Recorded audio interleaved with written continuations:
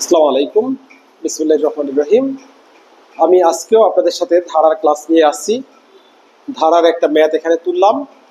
আশা করি আপনারা খেয়াল করবেন, ম্যাথটা লক্ষ্য করলে খুব ভালোভাবেই বুঝতে পারবেন। প্রথমে আমরা এই ধারাটার সমষ্টি নির্ণয় করতে গেলে এই ধারাটার সাধারণ পদ বের করব। সাধারণ পদ বের করার পরে আমরা ভিএন বের করব। ভিএন বের করার পরে আমরা ভি নট বের করব। তাহলে যখন পদগুলি হরে আছে, এটাকে ভি নট বের করতে গেলে ভি নট মাইনাস ভিএন হবে সমষ্টিটা। আসুন আমরা নির্ণয় করি।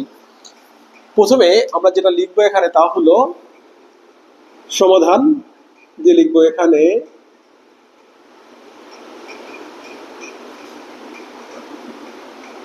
ইউএন ইকুয়াল টু, খেয়াল করবেন এখানে ধারাটা দুটো অংশ, লবে একটা সিকোয়েন্স আছে আবার হরে একটা সিকোয়েন্স আছে। লবের সিকোয়েন্সটা কি দেখেন, একটা পদ থেকে একটা পদের ডিফারেন্স হলো 1। তো যেহেতু ডিফারেন্স হলো 1, তাহলে এই দুটোর মধ্যে ডিফারেন্সটাকে এন এর সাথে গুণ করব এবং এন এর মানকে আমরা অন ধরবো, যেহেতু প্রথম পদ। ডিফারেন্সকে আমরা যদি 1 পাই, 1 ইন্টু এন মানে এন, এন এর মান যদি 1 ধরি, 1 এর সাথে 2 যোগ করলে 3 হয়, অর্থাৎ প্রথম পদটা তৈরি হয়। তাহলে আমরা এখানে এই প্রথম পদ যদি তৈরি করি, এন এর মান 1 ধরলে 1 এর সাথে 2 যোগ করলে 3 হয়। আবারও আমি বলি, এন এর মান কত ধরবো বা এন এর সাথে কত গুণ করব, এই দুটোকে ডিফারেন্স করব, যেটা ডিফারেন্স হবে সেটা দ্বারা এন কে গুণ করব। গুণ করে প্রথম পদ বিধায়, আমি যেহেতু প্রথম পদের দ্বারাই সাধারণ পদ বের করতেছি বা প্রথম সাথে দ্বিতীয় পদের হিসাব করে সাধারণ পদ বের করতেছি, তাহলে এর মান অন বিবেচনা করে অনের সাথে 2 যোগ করলে 3 হয়, এই জন্য এর সাথে 2 যোগ করে 3 সাথে মিলাইয়ে নিলাম। এবার হরের দিকে খেয়াল করুন, এই দুটো পদের মধ্যে ডিফারেন্স অন, এর সাথে 1 গুণ করলে এন, প্রথম পদ অন বিধায় আর কিছু হবে না। তাহলে দেখুন দ্বিতীয় পদ আছে আমার 2, তাহলে এর সাথে 1 যোগ করলে 2 হয়। তৃতীয় পদ আছে 4, এন এর সাথে 2 যোগ করলে আমাদের 3 যোগ করলে আমাদের 4 হয়। আশা করি আপনারা এই এনতম পদের এই অংশটা বা যেটা আমি ধরে নিলাম সেটা বুঝতে পেরেছেন। এখন যেটা লক্ষণীয়, এখানে একটা পদের সাথে একটা পদের ডিফারেন্স 1, কিন্তু এই থেকে পরবর্তী পদের ডিফারেন্স 2, তাহলে একটা গ্যাপ তৈরি হলো। এই গ্যাপটাকে আমাদেরকে মেক আপ করতে হবে, আর এই গ্যাপ মেক আপ করার পদ্ধতিটা হলো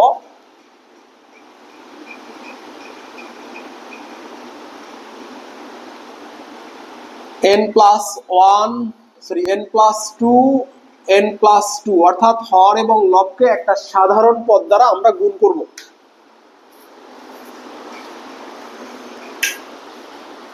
এবং এই হর এবং লবকে সাধারণ পদ দ্বারা গুণ কেন করব, কারণটা আমি বলি। কারণটা হলো এইখানে গ্যাপটাকে আমরা ফিল আপ করে নিব। তাহলে গ্যাপটাকে ফিল আপ করতে গেলে এখানে পাই n into n+1, n+2, n+3। তাহলে এই হলো আমার সিকোয়েন্স। তাহলে যে সিকোয়েন্সটা পেলাম, এই সিকোয়েন্স নিয়েই আমাকে অগ্রসর হতে হবে। তাহলে আসুন এটা মানে n+2 এর হোল স্কোয়ার, n+2 এর হোল স্কোয়ার করলে যা হয় আমরা সেটাকে ভাঙবো।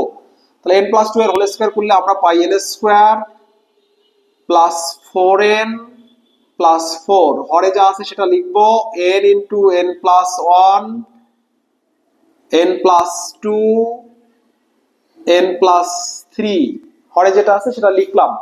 এবার দেখুন লবকে আমরা যদি উৎপাদকে বিশ্লেষণ করে অপর কোনো উৎপাদক পাই সেটা বের করার চেষ্টা করব। তাহলে আমরা এখানে n+2 পেলাম, অপর কোনো ভাবে যদি ভাঙা সম্ভব হয় সেটা আমরা একটু দেখব। লক্ষ্য করুন, আমরা যদি এভাবে ভাঙি, এখানে n square plus n plus 3n plus 4 উৎপাদকে বিশ্লেষণ করলে আমাদের এটা হয় না, কিন্তু মিডল টার্ম হয় নাই। নরমালি আমরা দেখুন 3 আর 1 যোগ করলে 4 পেলাম, এখানে 4 ছিল 4 পেলাম। এবার হরের যে বিষয়টা আছে সেটা একটু আমরা খেয়াল করব। হরের বিষয়টা কি আসছে দেখুন, n, n+1, n+2, n+3। এখন আপনাদের মনে মনে প্রশ্ন হতে পারে যে এটাকে মিডল টার্ম করলাম না, উৎপাদকে বিশ্লেষণ করলাম না, তাহলে কেন এভাবে লিখলাম? এভাবে লেখার কারণ হলো আমরা এমন ভাবে এটাকে বিস্তার করব যাতে শুরুর দিকে একটা পদ আমরা বাদ দিতে পারি। তাহলে লক্ষ্য করুন, আমাদের প্রথম যে দুটো পদ আছে লবে, ও দুটো থেকে যদি আমরা n কমন নেই, আমাদের পদ হয় n+1। বাকি যে দুটো পদ আছে ওরা ওদের মতো থাকুক, কারণ আমরা আংশিক ভগ্নাংশের নিয়ম অনুসারে এটাকে বিস্তার করে নিব। পরবর্তী কেস যা আছে তা লিখে দিলাম, n × n+1, n+2, n+3। এবার আসুন আমরা এটাকে বন্টন করি বা ভাগ করি। তাহলে এটাকে বন্টন করলে কি হচ্ছে দেখুন, এটাকে বন্টন করলে আমি যদি এইটার হরে এই টোটালটা লিখি, এইটার হরে টোটালটা লিখি, এইটার হরে টোটালটা লিখি, তাহলে ঘটনাটা কি দাঁড়ালো, n × n+1 এর হরে হবে n × n+1 × n+2 × n+3। এরপরে দ্বিতীয় পদ যেটা আছে সেটা হলো 3n/n × n+1 × n+2 × n+3।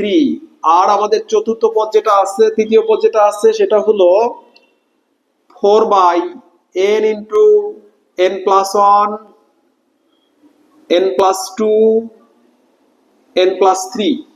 আসুন পরবর্তী কেসটা একটু আমরা লক্ষ্য করি। এইটার সাথে এটা ক্যান্সেল হয়ে গেল, এই n এর সাথে n ক্যান্সেল হয়ে গেল, অবশিষ্ট যেটুকু থাকলো আমরা সেটুকু লিখবো। লবে থাকলো 1, এখানে থাকবে n+2 n+3, দ্বিতীয় পদে থাকলো হলো 3/n+1 n+2 n+3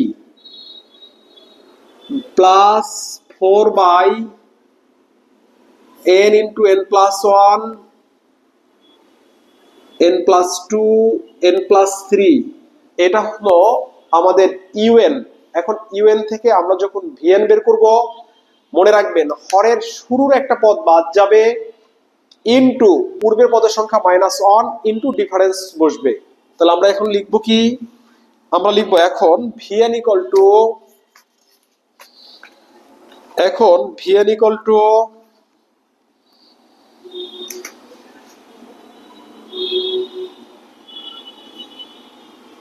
এখন ভিএন ইকুয়াল টু কি হবে লক্ষ্য করবেন, লবে যা আছে ঠিক থাকবে, হরের শুরুর দিকের একটা করে পদ বাদ যাবে। তাহলে পদ হলো দ্বিতীয়টা থাকবে n+2। তাহলে মোট কথা হলো মূল পদ ছিল দুইটা, হ্রাস হলো একটা, একটা পদ থেকে একটা পদের ডিফারেন্স 1, এই জন্য গুণ হবে 1 দ্বারা। পরবর্তী পদ এখানে দেখুন লবে 3 আছে, 3 বসবে, হর থেকে শুরুর দিকের একটা পদ বাদ যাবে, তাহলে কি থাকলো n+2 n+3।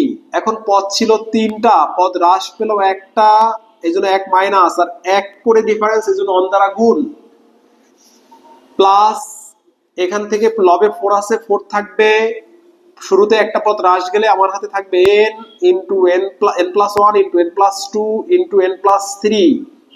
পদ সংখ্যা ছিল 4টা, হ্রাস পেল একটা, গুণ হবে ডিফারেন্স 1 দ্বারা। আশা করি এইটুকু বুঝতে আপনাদের সমস্যা হয়নি। পরবর্তী কেস, এখানে যদি আমরা ক্যালকুলেশন করি আমাদের থাকবে 1/n+3 প্লাস এখানে দেখুন এখানে থাকে 2, তাহলে আমরা বলতে পারি 3/2 × n+2 n+3 plus 4/n+1 n+2 n+3 into, এখানে একটা 3 থাকে, 3টা আমরা শুরুতেও দিতে পারি শেষেও দিতে পারি। আশা করি এইটুকু বুঝতে আপনাদের কোনো সমস্যা হয়নি। এখন যদি কোনো কিছু ক্যালকুলেশন করার থাকে আমরা সেই ক্যালকুলেশনটুকু এখানে করব।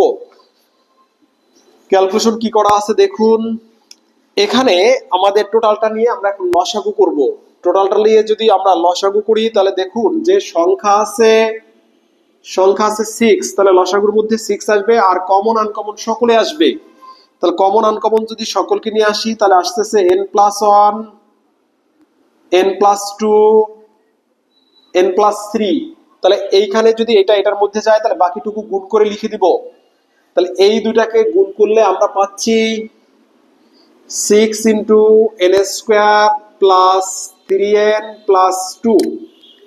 এইটা এটার মধ্যে গেল, এইখানে 3 যায়, 2 যায় 6 এর মধ্যে 3 বার, 3 3 9 ইনটু থাকবে n+1। আর এখানে যেটা থাকবে তা হলো এই 3 6 এর মধ্যে 2 বার যায়, হবে 4 2 করে 8। আশা করি এটাও আপনাদের বুঝতে কোনো সমস্যা হয়নি। ফাইনালি আমাদের হাতে যেটা থাকে আমি সেটা এখন লিখছি। আমাদের হাতে এখন থাকে vn ইকুয়াল টু, খেয়াল করে দেখেন আমি বেশি দীর্ঘায়িত এটা করব না, 6 into n+1 into n+2 into n+3। লবের দিকে খেয়াল করুন, n স্কয়ার আছে 6টা, এই n স্কয়ার শুধু এক জায়গাতেই আছে 6n স্কয়ার। n এখানে আছে, এখানে আছে, এখানে আছে 3 6 18, এখানে আছে 9, 18 আর 9 যোগ করলে হবে 27n। এবার আসেন দুর্বক পদ আমরা হিসাব করে দেখি। দুর্বক আছে 6 দুগুণে 12 আর 9, 12 আর 9 হলো 21, 21 আর 8 যোগ করলে হলো 29। এটা হলো আমাদের দুর্বক এবং এটাই হলো আমাদের এখানে প্রকৃত ক্যালকুলেশনের মান এটা। এবার vn বের করছি, এখন আমরা বের করব v0।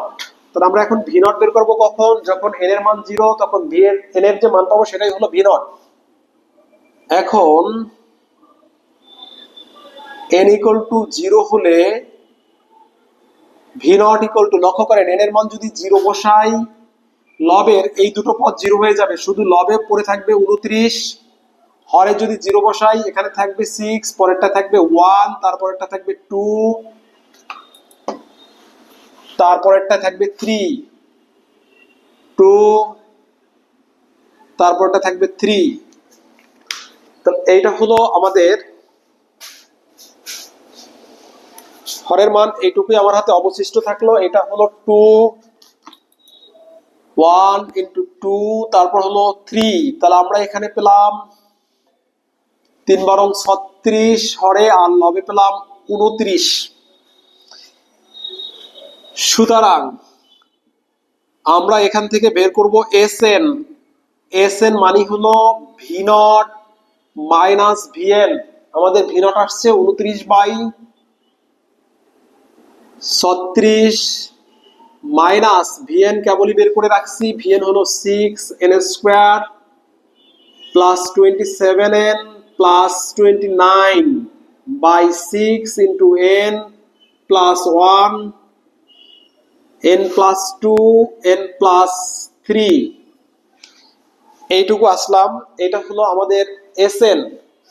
এখন n পদ পর্যন্ত যোগফল নির্ণয় করুন, তার মানে এখানে কাজ শেষ। এখন এই প্রশ্নই যদি আমাদেরকে বলতো ইহা হইতে অসীম পদ পর্যন্ত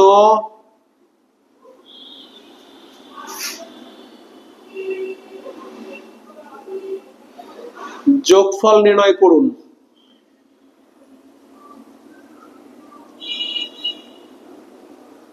তাহলে আমাদের বের করা লাগতো S ইনফিনিটি, অর্থাৎ অসীম পদ পর্যন্ত যোগফল। তাহলে এটা হলে আমরা কিভাবে করতাম খেয়াল করুন।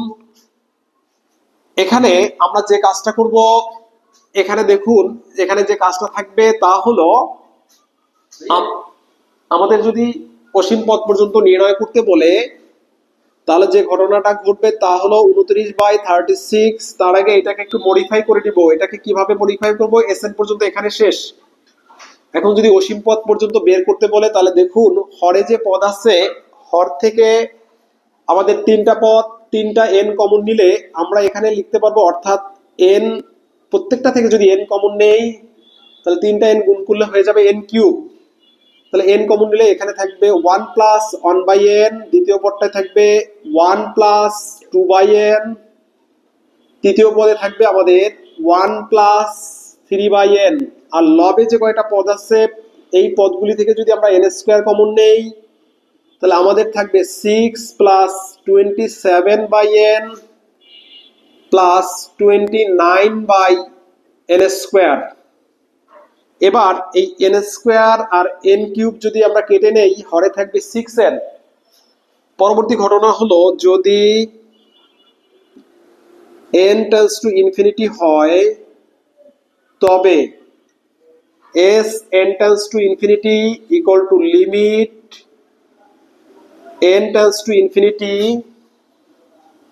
29/36 minus 6 plus 27/n 29/n square by 6n into 1 plus 1/n 1 plus 2/n 1 plus 3/n।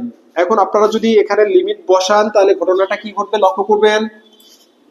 ওখানে আমরা লিমিট বসালে প্রথম পদটা দুর্বক, এই দুর্বকের এখানে কোনো লিমিট বসবে না, তাহলে যা আছে তা থাকবে। এখন এইখানে যদি আমরা লিমিট বসাই n টেন্ডস টু ইনফিনিটি, মনে রাখবেন সামথিং বাই ইনফিনিটি মানে হলো 0, এটা 0 এটা 0, শুধু লবে থাকবে 6। তাহলে কি ঘটনা ঘটবে 1 প্লাস এটা 0 হয়ে যাবে, কারণ সামথিং বাই ইনফিনিটি এটা 0 এটা 0 এটা 0। তাহলে আমরা মাইনাস দিয়ে লবে পাচ্ছি 6 প্লাস 0 প্লাস 0, আর হরে পাচ্ছি 6 ইনফিনিটি 1 প্লাস 0 1 প্লাস 0 1 প্লাস 0।